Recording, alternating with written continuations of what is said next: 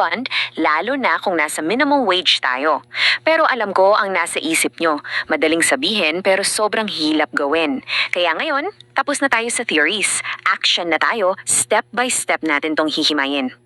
Para sa mission briefing natin ngayon, pag-uusapan natin itong 500 pesos weekly challenge.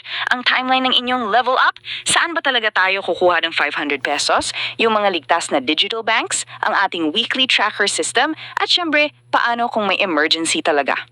Diba madalas nating itanong, alam ko kailangan ko ng emergency fund, pero paano ko ba sisimulan? Ito talaga yung big boss ng financial anxiety natin eh.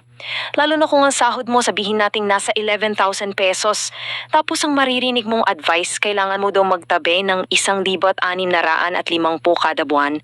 Grabe, nakakalula agad. Bago ka pa magsimula, feeling mo talo ka na. Gets ko yan.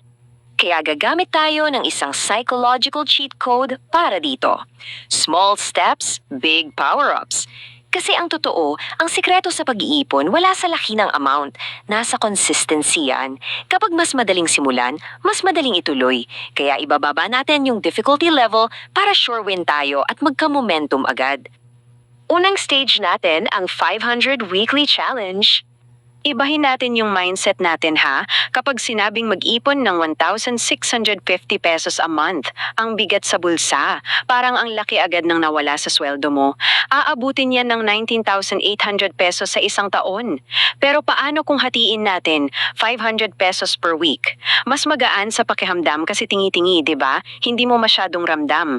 Pero ang hindi mo napapansin, sa loob ng isang taon, aabot yan ng 26,000 pesos. Mas madaling gawin pero mas malaki yung naipon mo sa dulo. Galing, di ba? Pangalawang stage, ang timeline ng iyong level up. Gaano ba katagal bago natin ma-hit ang target? Ang minimum target natin para sa 1-month emergency fund ay 8,000 pesos. Kung 500 pesos a week ang itatabi mo, 16 weeks lang or 4 months, tapos na yan, na-unlock mo na. Ngayon, para sa ideal na 3 months fund na 24,000 pesos, aabutin ka lang ng 11 months. Isipin mo yon, mas mabilis pa to ng 4 na buwan kumpara sa monthly method na 1,650 pesos. Kaya every week is a literal level up patungo sa peace of mind mo. Stage 3, saan kukuha lang 500 pesos every week? Eto yung diskarte. Dito marami natatrapi. Saan daw hugutin yung 500? Hindi mo kailangan ng increase sa sahod, kailangan mo lang i-adjust yung habits. Option 1, tawagin natin itong milk tea math. Sabihin nating bumibili ka ng milk tea na tig 79 pesos 4 na beses sa isang linggo. Paano kung wawasan mo lang ng 2 cup? 2 lang, may 158 pesos ka na agad na naisalba. Mula dyan, dagdagan mo pa ng maliliit na bawas sa iba pang luho, abot mo na yung 500 pesos. Option 2, ang luto sa bahay challenge. Mahilig ka ba mag-food delivery? Kasi isang order usually nasa 150 hanggang 300 pesos yan, kasama delivery fee at patong sa app. Kung papalitan mo ng lutong bahay yung 3 food deliveries mo sa isang linggo, instantly makakatipid ka ng 450 pesos. Isang tumbling na lang talaga 500 na oh. Bukod sa milk tea math at luto sa bahay, marami pa tayong pwedeng gawin para mag-farm ng 500 pesos EXP mo every week. Pwede kang mag-subscription audit. I-cancel mo na yung mga Netflix, Spotify o online games na hindi mo naman nagagamit. Makakasave ka ng 149 hanggang 500 pesos diyan. O kaya mag-side hustle ka. Maglaba, gumawa ng errands para sa iba o magbenta ng pre-loved items. Remember, hindi mo kailangan gawin lahat ito. Pumili ka lang ng strategy na pinakaswak sa lifestyle mo. Stage 4, usapang ligtas na digital banks. Saan natin itatago ang fund mo? Saan nga ba maganda itago yung hard-earned loot mo? Kung sa traditional bank, sobrang liit ng interest. Dito na pumapasok ang mga digital banks. Andiyan ang Maya, CIMB, Uno at Tonic. Umaabot ng 3% hanggang 5% per year ang interest rates nila. Halimbawa, ang GoTime may up to 5% sa GoSave nila. Ang Maribank naman nag-o-offer ng 3.25% per year at ang malupit dyan, 1,000,000 ang PDIC insurance coverage. Siyempre, laging i-check yung updated rates ha, pero malinaw na mas mabilis lalaki ang pera mo dito habang natutulog ka. Pero bago tayo mag-open ng account, tandaan nyo itong tatlong absolute rules natin. Number 1, siguraduhing PDIC insured para protektado ang pera mo. Number 2, dapat walang maintaining balance para walang kaltas kahit 500 pesos pa lang yung laman. At number 3, which is absolutely crucial, keep it completely separate from your daily account. Out of sight, out of mind. Kung hindi mo nakikita kasama ng sweldo mo, hindi ka matutuksong gastusin. Stage 5, ang weekly tracker system natin.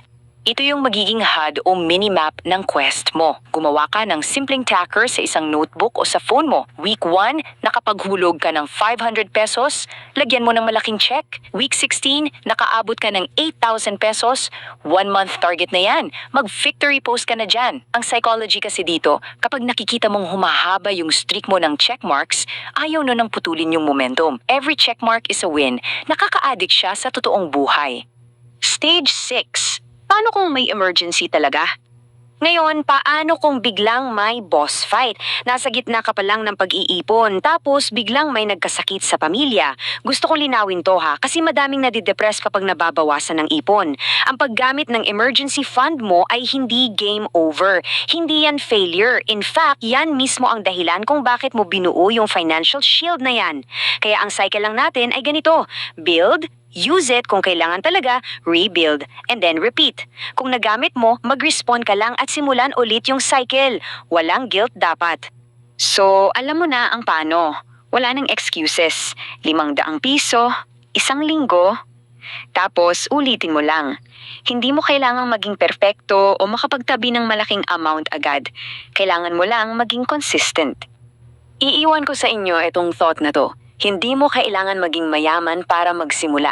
Pero kailangan mong magsimula para maging mayaman. Ang pinakamahirap na part naman ng kahit anong laro ay yung unang hakbangi. Kaya baguhin na natin ang financial mindset mo ngayon. Gusto kong makita kung sino yung mga matatapang na tatanggap sa quest na ito. Mag-comment ng week 1 na ako sa ibaba para sabay-sabay tayong magsimula bilang isang solid na community. At kung hindi mo pa napapanood yung unang part ng explainer natin tungkol sa emergency funds, i-check mo na rin para kumpleto ang arsenal mo. Laging tandaan, stay money-wise. Handa ka na bang talunin ng boss ng financial stress mo at mag-level up ngayon?